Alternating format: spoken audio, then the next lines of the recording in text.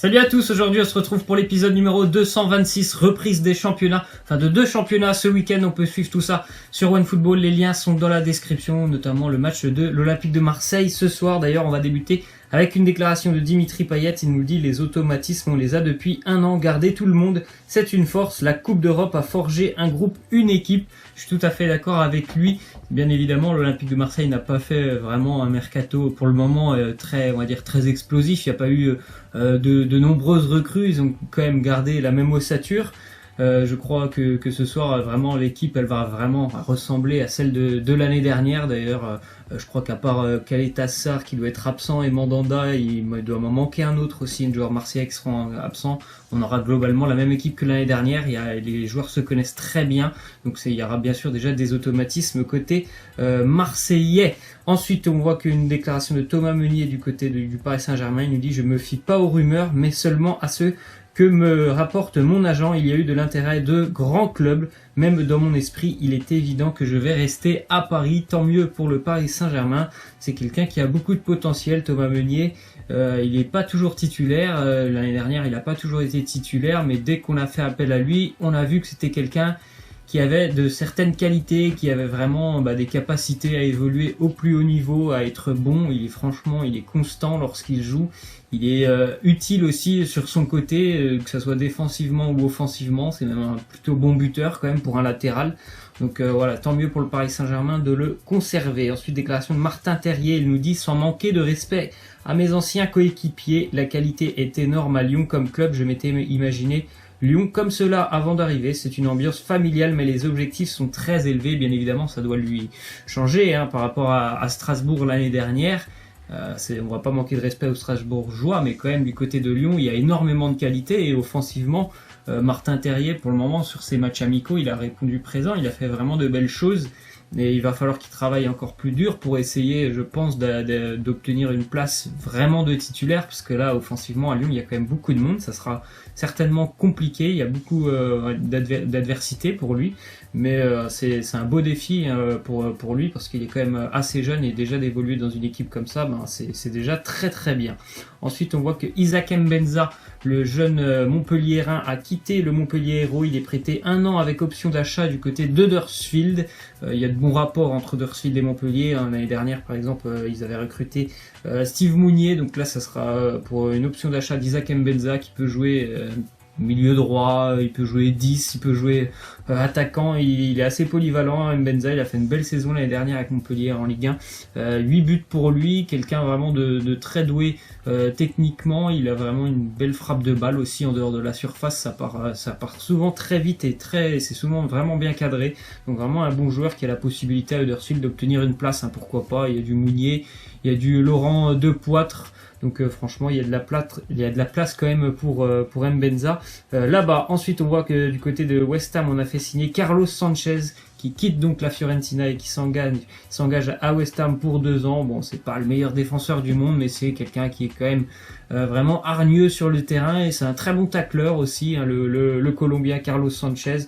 West Ham qui a fait quand même un recrutement plutôt intelligent et intéressant parce qu'ils ont certainement envie de retrouver, on va dire, une place de haut standing. Ils étaient capables il y a 2-3 ans, je crois, d'aller titiller la Ligue des Champions, mais ils avaient terminé 5e ou 6e. Je pense qu'ils ont vraiment envie de revivre une saison comme ça. L'année dernière, ça a été beaucoup plus compliqué pour eux. Ensuite, on voit que le Fenerbahçe est proche de boucler le prêt de Islam Slimani, l'attaquant de Leicester, qui a été prêté l'année dernière en fin de saison du côté de Newcastle, où ça a été très compliqué pour lui, que ce soit à Newcastle ou à Leicester. Il y aura certainement peu de temps de jeu s'il continue avec Leicester, donc il pourrait quitter Leicester pour le Fenerbahçe en Turquie. Il faut savoir que les clubs anglais ne peuvent plus acheter de joueurs parce que la fin du mercato c'était hier, mais par contre ils peuvent encore en vendre ou en prêter, donc c'est pour ça que Slimani peut encore quitter l'Angleterre. Ensuite, déclaration de Claude Puel, l'entraîneur de Leicester, il nous dit « Je peux confirmer que Harry Maguire ira à Manchester, mais seulement pour quelques heures quand on va jouer là-bas vendredi. » Donc c'est une déclaration hier qu'il a fait, ou avant-hier, assez ironique quand même. Là il le dit tout simplement, nous on sait qu'on va le conserver, Harry Maguire, il sera vendredi, donc ce soir à Manchester pour l'ouverture de la Première Ligue entre Manchester et Leicester. Ensuite, encore une fois du côté de Leicester, Jamie Vardy qui prolonge jusqu'en 2022 son contrat avec Leicester, l'attaquant anglais de Leicester qui va continuer. C'est dommage, moi j'aimerais bien le voir un petit peu plus haut Jamie Vardy. Je pense qu'il a vraiment de très très bonnes qualités. Mais bon, il continue à Leicester. Visiblement, il se sent très très bien là-bas. Donc, tant mieux quand même pour lui. Ensuite, on voit les échecs de Manchester United durant ce mercato. Ils n'ont toujours pas réussi donc à faire venir un défenseur de grand nom, parce qu'ils ont tenté quand même Yerry Mina, Jérôme Boateng, Alderweireld, Kurt Zouma, Harry Maguire. Même hier, en début d'après-midi, ils ont tenté de faire venir Diego Godin. Pourtant, la clause de Diego Godin, elle est pas très élevée, c'est 25 millions d'euros. Mais je crois que Diego Godin, il a refusé, parce que bon, voilà, c'est quand même quelqu'un qui a l'Atlético dans son cœur, donc il a refusé. Voilà, pas mal d'échecs quand même à un niveau défensif pour Manchester pendant ce mercato. Ensuite, on voit que le Real Madrid aurait trouvé le remplaçant tout simplement de Cristiano Ronaldo au poste de numéro 9.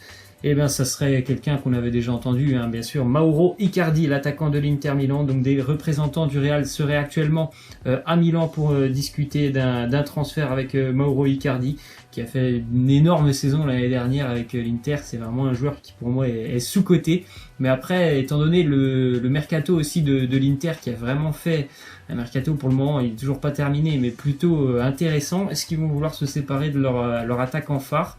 Parce que là, franchement, avec Icardi devant, ils avaient une très belle équipe. S'il part, bon, ça sera quand même une belle équipe, mais ça enlèvera quand même du poids offensivement, donc on verra. Mais en tout cas, le Real aimerait vraiment le faire signer pour l'associer à Gareth Bale et Karim Benzema. Ensuite, on repart en Angleterre avec Jordan Ayew qui quitte Swansea. Il est prêté à Crystal Palace. Jordan Ayew qui a vécu vraiment une bonne saison plutôt l'année dernière avec Swansea, où il était avec son frère en attaque. Une bonne saison personnelle, parce que Swansea quand même est descendu en Division 2, mais une bonne saison.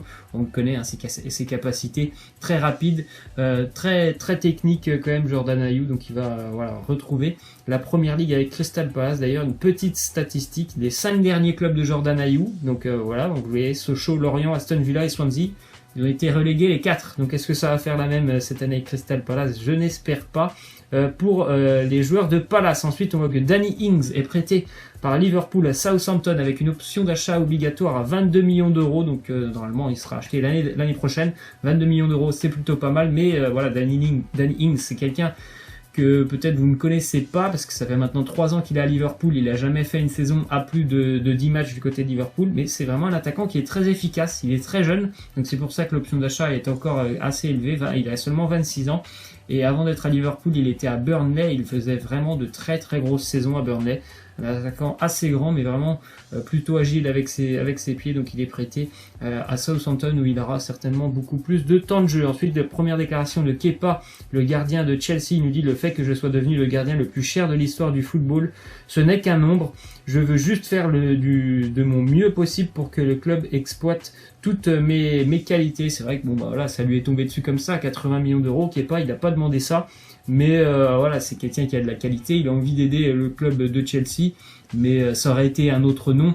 Chelsea aurait certainement mis aussi 80 millions d'euros. Donc c'est comme ça. C'est lui actuellement qui est le gardien le plus cher de l'histoire. Ensuite, on voit qu'en Europa League hier, lors d'un match de qualification entre le Sturm Graz, équipe autrichienne, et l'AEK Larnaca en Europa League, donc le match il a été interrompu. La raison, un supporter qui a jeté une canette sur un arbitre assistant, le blessant assez sérieusement. Vous voyez la tête de l'arbitre assistant complètement ouverte, avec vraiment pas mal de sang. C'est quand même assez dramatique de voir encore ça. C'était quand même un match d'Europa League, donc compétition européenne. Je pense qu'il y aura d'énormes sanctions contre les deux clubs. Ensuite, on voit que arrivé à Carpi le 21 juillet dernier, donc c'était il y a quand même pas longtemps pour Zinedine Machache, il s'est déjà battu avec 2 de ses coéquipiers selon la Gazzetta de Modène. C'est quand même assez surprenant. Zinedine Machache, j'ai l'impression qu'il a quand même de gros problèmes de comportement. Déjà à Toulouse, et il en avait eu, je crois qu'il s'était battu avec l'entraîneur au début de l'année. À Naples, il s'est battu avec quelqu'un dans la ville après un accrochage avec sa voiture. Il se bat tout le temps. C'est quand même assez incroyable pour Zinedine Machache. Il faudrait qu'il arrive à un petit peu se canaliser quand même. Le jeune joueur. Ensuite, on voit les nouveaux maillots du Borussia Mönchengladbach qui a dévoilé ses nouveaux maillots pour la saison prochaine. Le maillot à domicile, comme d'habitude, assez sobre, blanc avec les bandes vertes, très joli maillot. Et le maillot extérieur aussi avec ce dégradé noir et vert qui est plutôt pas mal pour le Borussia, qui va, je pense, tenter de revenir en Ligue des Champions l'année prochaine. Ensuite, le maillot extérieur du Betis Séville, porté notamment par Marc Bartra, on le voit sur la photo. Un design assez spécial, mais c'est plutôt pas mal. On va terminer avec la question de fin concernant les gardiens. Il y a eu beaucoup de mouvements hein, du côté des gardiens pendant ce mercato. Donc pour vous, quel est le meilleur gardien, quelle est la meilleure recrue pour ces 5 équipes? Bon après Ederson, hein, c'est pas de cette année, mais quelle est la meilleure recrue concernant ces 5 équipes? Pour moi, ça sera quand même du côté de Liverpool, Alisson Becker. Et puis pour le Real, je pense qu'ils n'avaient pas forcément besoin d'un gardien, mais bon, c'est quand même un très bon gardien qui vient signer. Alors la personne de Thibaut Courtois, mais je retiens surtout Alisson Becker. Bon, laissez-moi en commentaire ce que vous en pensez. Voilà, c'est la fin de cet After Zap Image. J'espère que ça vous aura plu. Nous, on se retrouvera normalement le lundi pour le prochain épisode de l'After Zap Image. Il n'y aura pas de FAQ ce week-end. J'ai pas pu trouver assez de questions. Voilà, je vous laisse. Ciao.